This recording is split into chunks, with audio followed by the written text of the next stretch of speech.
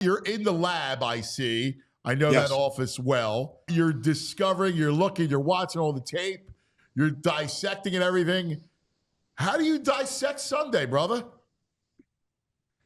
Well, I feel like the Rams got the short stick here in this whole playoff picture. I mean, you think about it now. Look, you're this 6, 7 seed, whatever they were. Like they got to go on the road to Arizona because of the conditions in Los Angeles.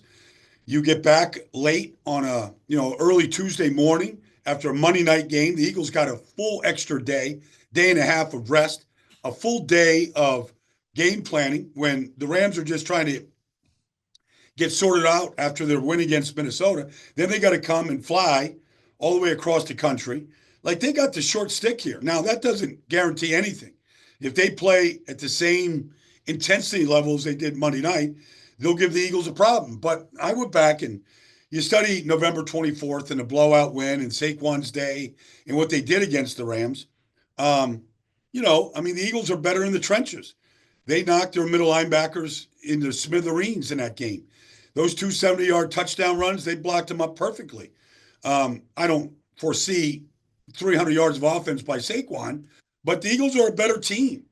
And you can question the Eagles' passing game, what it was like against Green Bay, but they got 4 takeaways. They got short fields. They took advantage of it. They didn't open the playbook up at all. Maybe they won't have to in this game. I don't know. I have a feeling you're going to have to throw the ball better, and you're going to have to throw it on 3rd and 12 and 3rd and 8 instead of running it. But I think the Eagles are equipped to defend the Rams and to put up a big number on them offensively. So I'm curious about McVay, and what do you think McVay's counter is? Like, what's his adjustment off of November 24th? Well, I mean, if I'm sitting in the defensive room of the Rams, I'm saying, look, Saquon's a great player. The offensive line is really good. But how about if we just get off blocks this time? How about if we don't let A.J. Brown block our safety? How about if we don't let Omar Spates stay in front of Mekhi Becton and knock him, 5 yards backwards? How about if we just get off blocks? How about if we just start there like they did against Minnesota on Monday night? That's not an adjustment. That's just football. Like, decide not to be blocked in this game. That'd be a good start. But, I think that offensively, they've got a Super Bowl winning quarterback who's really, really good. They believe in playing their quarterback under center, a lot of play action.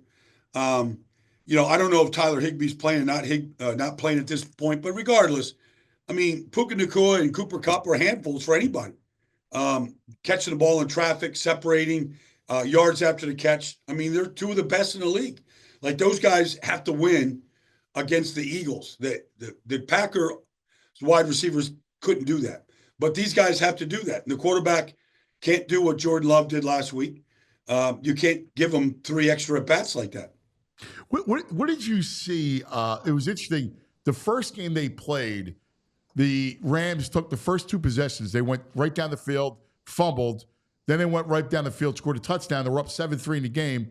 And then the Eagles hit them with a three and outs. And I'm curious what the Eagles defense did after, letting them go down the field the first 2 drives to then stone them 3 straight 3 and outs. Let me go back and restudy that because I would like to have the exact answer in my back pocket. I don't, but I want to see what they did on 3rd downs to stop them like that. I know, at halftime it was a 13-7 game. Yeah. And then the first play of the 3rd quarter, Saquon went 70. Yeah. And it was just a perfectly blocked play. And Saquon, bounced it to the outside and guys didn't get off blocks, like I said. And, they went up. But now they went right down they went up 27. And the Rams went right down and scored to make it 2014. So they countered the Eagles' big plays in the game. Now, we'll see. I think the Eagles' defense is a lot better. I think the Rams' defense is a lot better than November 24th. So we'll see how that handles. But, to me, they got to get to Matt Stafford the way they got to Jordan Love last week. And you got to rough them up a little bit. You got to get home, whether it's, the play right now of, Smith or whether it's the play of Jalen Carter, like these guys, Nolan had his best game. Like, I want to see him against, Rob Havenstein, who didn't play in that first game. Yeah. So, I think the Rams feel better if Havenstein's out there versus, the turnstile they had there at that position. What did you see what have you seen from Kupp? Because he doesn't seem as explosive. He looks, like, age or whatever, wear and tear is kind of caught up to him. Well, he's not the go-to guy anymore for sure. That's Puka all the way. He has been injured each of the last 3 years.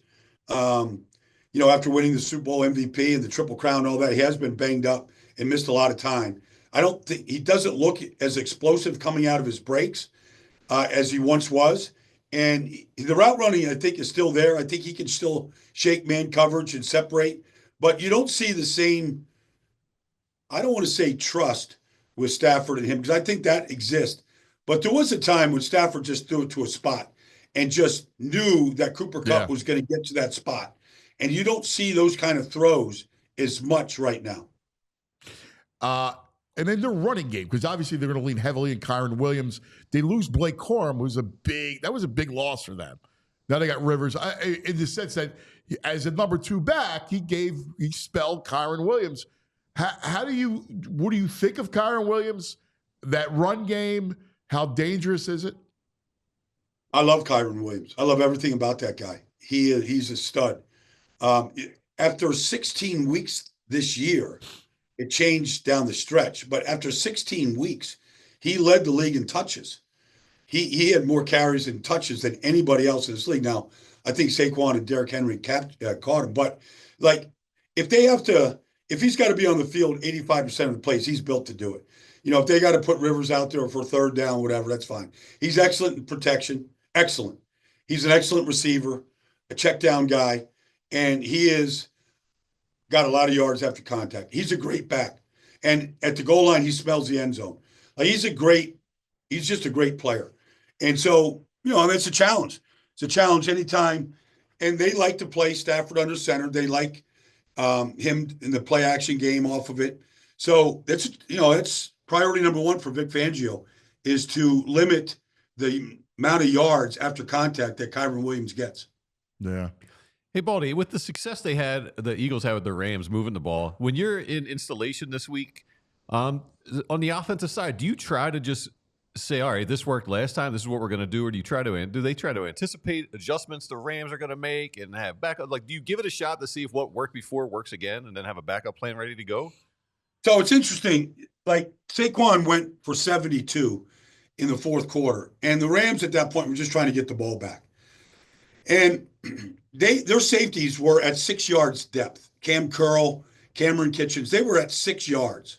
And they were just trying to compress the line. They had 10 guys within 6 yards of the line of scrimmage. And the Eagles, they just run their plays. They ran, counter power with Mekhi Becton pulling, Lane Johnson pulling, and Saquon got a split. And there's no safeties at depth to make any kind of a stop. And he went 72 right up the moving sidewalk. So they got to be careful. They got to be careful about, okay, we're just going to sell out to stop the run because Saquon went 70 twice on him. So I don't think that's an answer to try to slow the Eagles down right now. They got to get, they're young players.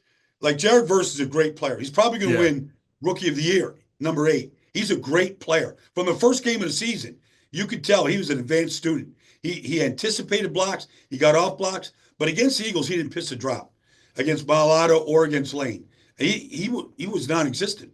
Like they need him to be really good, and being able to pressure Jalen Hurts or at least move him off the spot. Those kind of things. Hey, Baldy, how real? We know it from the outside, but how real internally is a team that gets galvanized by something like the fires we saw with the Saints with Katrina, right? Like these moments of which is the beauty of sports sometimes. But how real is it, especially like we talk about the Rams being up against it, really? I mean, it's an arduous, difficult road.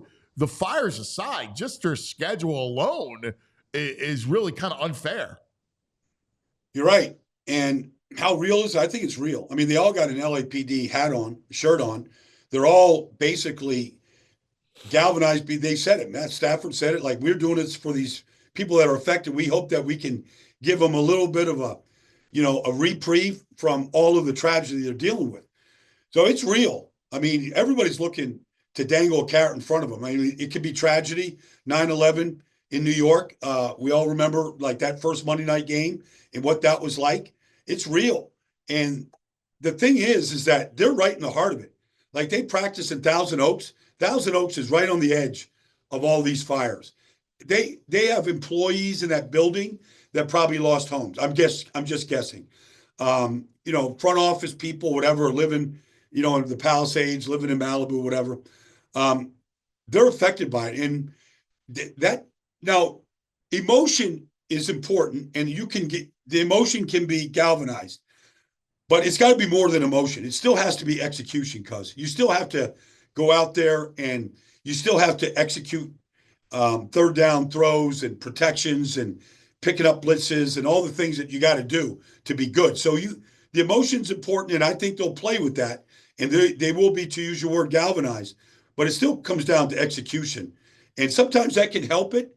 You don't get tired, you don't feel the fatigue, you're more inspired, and so that can get you a long ways. But at the end of the day, the problem with win one for the Gipper speeches is when that goes and it fades out over the course of 3 hours, where's the level of execution? Yeah. And so that's what has to take place. So one last thing on the Eagles, and it's part of the theme today. Everybody is going to be rooting for the Lions. Everybody, first in this game, people will root for the Rams over the Eagles. The Bills, the Ravens. I mean, there's this Eagle fatigue. All you hear nationally, Gronk talking about it. People hate the Eagles, he said. That's what Gronk said. Like, they're like, who want you're right? And it feels like, oh, they can't pass them. Their passing game is this. They're kicking at them. They're tired of them. They're hating it. It almost feels like the Eagles need to lean in on being the enemy, right? The nation's enemy, the heel. Well, I mean, all Nick Sirianni and Jalen Hurts has done, however we pick them apart, is win. 4 years in a row, they're in the playoffs. Jalen's 3-3. He's going into his 7th playoff game. He's so far ahead of some of the great quarterbacks in this league.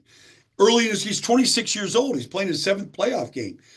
The fact is that discounting the Washington loss, where he gets hurt in the first quarter, I mean, he's 11-0 in his last 11 starts, and he's thrown 16 touchdowns against 1 interception. Like, the statistics are undeniable. Now, you could say, okay, the defense won that game and special. Okay, fine.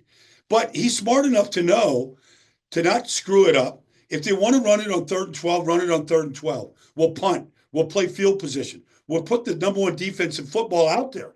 Like, that's just smart football to some level. It might be boring.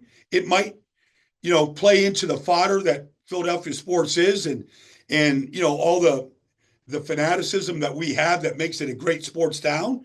Fine. Like, he's never listened to the noise. So what we've seen is when these receivers do look a little bored, they usually come back and get fed the next week. And so I like both receivers against these corners in LA. I think they will have, bigger participation in the game. But it's undeniable the association of Nick and Jalen and how good they've been. I know they collapsed last year, but they took over a 4-11-1 franchise, and they've never looked like a losing franchise since they took over. Yeah, you're spot on. Let them have national fatigue. They could care less. Yeah. Great. They're not talking about they want somebody else in there. I'm sure Kansas City gets the same thing, from that standpoint. But Kansas City's not losing to Houston on Saturday. It's not happening. No. And let me ask you about the Saturday night, which is going to be an interesting game. Can Jaden Daniels make the Lions sweat a little bit? Because, here's the thing. He can extend plays. He'll get that key holding call because he's extending plays, right? Like, they work clock. They look what they did to Tampa, man. They controlled the ball. They held that ball for 11 more minutes. Yeah. And I know how good Detroit is, but can Washington scare Detroit? The one stat that's just amazing. I mean, you've seen where, Jalen Hurts already has, more games where he hasn't punted Yeah. and hasn't turned the ball over than all the great quarterbacks in the history of the game. Like, there's a million stats. But one stat that's interesting is they're 20 of 23 on fourth down conversions. So if I'm Washington, I'm Dan Quinn, and it's 4th and 2 in the opening drive at our own 40, I'm going to put the ball in Jaden Daniels' hands and go. I mean, I know that Dan Campbell is capable of doing the same things, but I think this is a 4-down game, like for both teams. And one of the reasons why Detroit scored 68 touchdowns this year, and by far and away were the best offense in football, like Washington knows they probably got to score 30. They scored 23 to win the other day. They got the turnover on the fumble between, Baker and Jalen McMillan, and Bobby Wagner fell on it. They scored 23. 23 is not going to win this game in Detroit. They probably you got to start at 30. So you've got to probably convert some fourth downs, find a way to take the ball away. Maybe Marshawn Lattimore plays like Marshawn Lattimore. He hasn't looked very good to me, but, maybe his experience, comes up with the ball, whatever. Like, they got to steal a possession. They've got to probably convert some fourth downs, but they know they got to go in there scoring 30 to have a chance to beat Detroit. Yeah. Hey, Baldy, just on a personal side, I saw your video yesterday. Was that yesterday? You were hold on. Andrew's got it ready to go. What I worry about you out there in the water. Oh, it's a rough one out here today. Big swells. If you're a surfer, you're in luck. You got some nice little curls coming up on shore. But if you're a diver, this current coming out of the north is wicked. Big swells. I don't know, I might have to cut this one short today. Just wanted to see if there's anything big floating around. All right, I might have to head it back in. All right, everybody, hope you're having a great Wednesday, a little hump day, right? All right, let me get back in. How far out are you when that's happening? I'm somewhere around a half mile out. You sound out of breath and exhausted. I mean, I could get inshore in 10 minutes, 10, 15 minutes. But the reason why I went out to it, because I went out Sunday and it was a crystal clear day. And the first thing I saw was this incredible school of tarpon. Wow. Like, tarpon are called the Silver Kings. They look silver in the water. You're not sure what you're looking at, but the school was, and they get big. Like, tarpons are good tarpons fish, are huge. Yeah. but they get huge. So you feel like you're swimming with these enormous fish, and they're not really a dangerous fish. I guess they could attack you. Like, they've never attacked me, but I was like, I got to go see these Silver Kings before I fly out here and get ready for these playoff games. And it just wasn't a good day, good visibility. So I cut it short. That's awesome. You're the best. Hey, I got to ask you about Sunday night, because it's everything, that we love, right? Yeah. It's in a place like Buffalo, a mythical place, right? There's a little chance of snow. Yeah, I mean, it's Lamar, it's Josh, it's going to be a captivating game. It is. And they like, the NFL's smart. They put the marquee game last, Sunday night. The audience is going to be huge, especially if there's snow. It's interesting about the snow thing, though. Like, my brother played in Buffalo for 4 years, went to some Super Bowls with them. But it can be 0 snow in downtown Buffalo. And in Orchard Park, you could have 30 inches. Yeah, lake effect. It's crazy, the snow belt and where it lies. But Orchard Park is right in the middle of it. Now, the thing that is interesting to me in this whole thing is, this Derrick Henry, Lamar Jackson combination. Because Pittsburgh played Baltimore 3 times in 8 weeks. Like, nobody knows Baltimore better than Pittsburgh. Nobody. And they had no answer for it. None. And so you just wonder, can it be stopped? Because I saw Warren Sapp at the Hula Bowl last week, and I was asking him specifically about Lamar and Derrick Henry, because back in his day, they had Mike Vick to contend with in Atlanta. And his thing was, you can't let these guys go north-south. You can't let them turn the corner, because their speed and power and game-breaking ability is too good. But back then, they would try to flatten Mike Vick to the sideline. Derek Brooks would come out of the second level there at linebacker and just make him go to the sideline. And it's just something to look for. when Lamar or Derek has the ball, can they flatten them when they get out into the open spaces, or are they turning their shoulders and going north-south? Because once they go that way, we saw Derrick Henry go 44 yards for a touchdown the other day. And they had 3 guys playing Lamar, and there they are, middle of the field's wide open, and he took it to the house. It's fascinating, too, because both those teams, the fact is the Ravens lose Zay Flowers. I thought it would hurt them a little bit. It didn't hurt them at all, right? And then Buffalo still doesn't have a number one. I mean, it's interesting. Cooper's like hit or miss. Coleman is okay. Shakur is their main guy. But they, it's interesting. Not about that. No, I mean, the Ravens threw 17 touchdown passes to Mark Andrews and Isaiah Likely. Yeah. Nobody had 17 touchdown passes at the tight end. Yeah. But I was interested. I was texting yesterday with the pass rush specialist coach for the Ravens, Chuck Smith. Chuck Smith ran a pass rush academy in Atlanta for 10 years. The Ravens smartly hired him last year. Now, they led the league in sacks last year. They were second this year. But what he was telling me was how the evolution of the running quarterback, Lamar, Jalen, Josh, has changed the way you rush the passer. And the need to be able to cage rush, where you keep these guys in a cage and you can still power push the pocket, cuz. So like you look at this Justin Madubuike in Baltimore right now, right? Travis Jones, Chris Jones, like Jalen Carter. The need for these guys that can not necessarily win one-on-ones, but can push the pocket, literally cage rush, to trap these guys and not let them escape. It's changing the way they teach pass rush right now.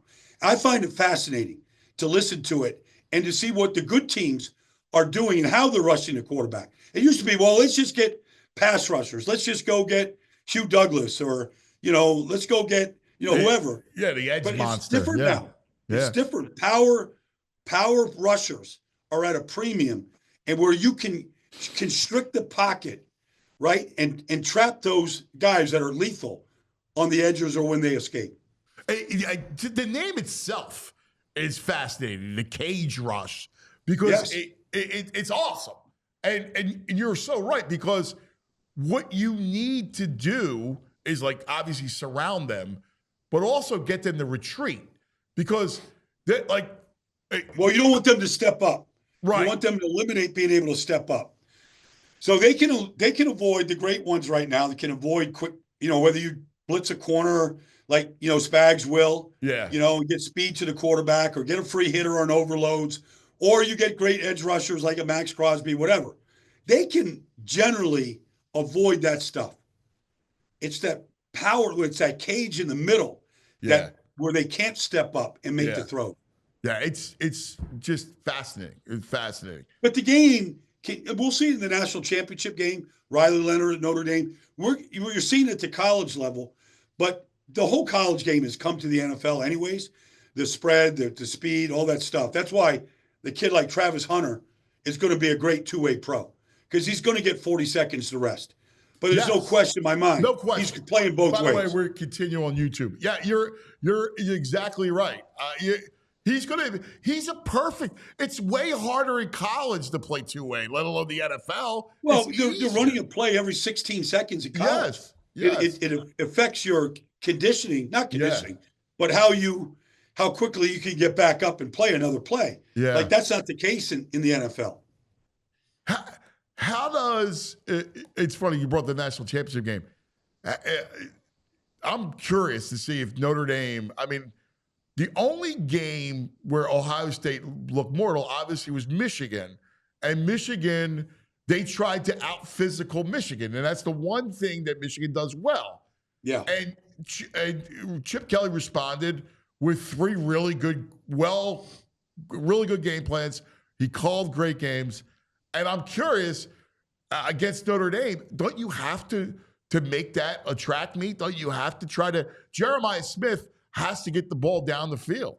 You got to force them to come out of a shell. Yeah. I'm anxious to see Riley Leonard in this game. I think he's got great playmaking ability. I think he's an unusual talent. He was at Duke when he was there, won a lot of games at Duke. Transfers, I thought he played a great game, in the semifinals. I'm anxious to see if he steps up, because he hasn't committed one way or the other. Like, all these kids can stay because the NIL money is so great. Like, they'll make more money in college. Yeah. Like, I just did the Hula Bowl because, like, all these kids are 5 and 6 years in college. It used to be you're an eligible junior, you went to the draft. But if you're not a first-round pick and you're getting top-flight money, you can make more money in college if you're a star player. So these kids are staying for another year. Dude, it's why. Do you remember when I wanted to do? Yes, because totally. you. I've never forgotten that, cuz. I've never forgotten that. But you're seeing like my buddy, like I was at the Davidson game last night. Yeah. Like Davidson stepped up in competition. You look at like little small school in Charlotte, North Carolina. They played San Diego. They played all over the country. I totally agree. Like, just say Pete Carroll wanted to still coach. Like last night, I saw what's the coach at LaSalle that was at Penn and at Temple? The basketball coach. Duffy. Fran. So you see Fran Duffy on the sideline. Like, that guy can still coach. Oh, like he's an institution in Philly, right? Yeah. Like I think he's like 75, 78%. No, Duffy is a legend. Yeah. But let's just say Pete Carroll wanted to coach. Yeah. And you took him to Glassboro State. Like, and you gave him resources and you gave him money. You don't think he'd want to take that gig on? Dude, it's exactly right. I talked to Lombardi yesterday. Oh, you did? Yeah. And they just got two really good coaches for Bill on his staff. And they're loving life. He's like, I'm done, because I try to get him to come on. He's like, yeah, I'm done with media, right? Like, I'm in a happy place. Like, he's loving life, doing it. And Baldy, mark my words, this is what's going to happen next. You're going to see these billionaires, the Josh Harrises. Oh, they're going to buy teams. Yes. They're going to buy college programs. No doubt. No, that's coming for sure. Because they can't afford, like, the economic, the way it is now, right? The system doesn't make sense, right? Like, you need to make it a business. You can't just go, the NIL thing is great, like advertising, kids get paid, but the distribution like Nebraska has, it's called like 1842. They handle all of Nebraska's NIL, right? And they disperse the money. Right. It's not gonna hold up, right? So you're gonna need to have like owners. So you're gonna see these wealthy billionaires come in and buy college programs. I mean, there's no question that's coming. No question. That's the next frontier. And by the way, I love it because I think it makes the college game so much better. It becomes a true minor league system, but it's good. Yes. It's quality, right? It's quality football and quality basketball. It was in the Big Ten for years. It was Michigan, Ohio State, and everybody else. Yeah. They couldn't compete. Now, Minnesota, if they get that donor, right? And it might be corporations too. It might be Eli Lilly, who knows? But like now, it's not like that right now. Like the other schools can compete. And so, but now at least it's up front. It's open. All right. Nobody's cheating more than the other school. Like, I don't know what the rules are. Nobody really does. But so what? Like we already knew it was professional sports at some level to begin with. Now it's on. It's transparent. This is where it's at. And by the way, just the natural progression of the athlete, right? You mature in certain ways, your body, the whole thing, which is why you become so much better at the NFL level, is because you mature, you learn the game, the whole thing. It makes college football so much better when kids are staying. I talk about college basketball for years. I used to rail up against it because they were half-baked pies coming out of school. That's why the league sucked, right? That's why there's only a handful of prodigies. Not everybody's LeBron, right? There's only a handful of these kids. So now the product is so much more interesting. It's so much more, it's just better. I loved this college football season. And I think I'll love next year even more. I think so too. And the thing is about, everybody's, there was a complaint or a fight against these guys playing so many games. Now, Ohio State, Notre Dame, they're going to play an NFL schedule this year. But all these kids, if they weren't in these games, they've already dropped out of school. They're already getting for the comp. They're not even in school. Right. Like all these kids at the Hula Bowl last year, they're in their training program right now for the NFL. Like nobody's fooling anybody. But on the opposite side of that, if you wanted, like I was having this conversation with Larry last night, like if I was in college and I wasn't a prime prospect, hell, I'd stay in school for 6 years, cuz I'd get my graduate degrees. I'd go get my business school done. I'd get all that done. You would come out, imagine, right? You're coming out with perhaps a doctorate and with a couple $1 million in the bank. You got money in the bank, you got no bills, and you've got your college education and your postgraduate all covered. Yeah. Like you're 23 years old. You got life like left. You're so far ahead of the game of where we were. Oh. We came out with no money. And you were lucky to get your graduate degree. Yes. Yes. Right. Yes. No, I listen, with my kids, there's a reason why I'm like, we're doubling and tripling down. I want to make sure that you go. You're like, I'm not expecting you to go to play on Sunday, but I think you got a chance to play on Saturday. And if that's the case, you know what? You make a few dollars and school's paid for it. No, I mean, and by the way, when they're in college, like you sign them up for a couple business courses too.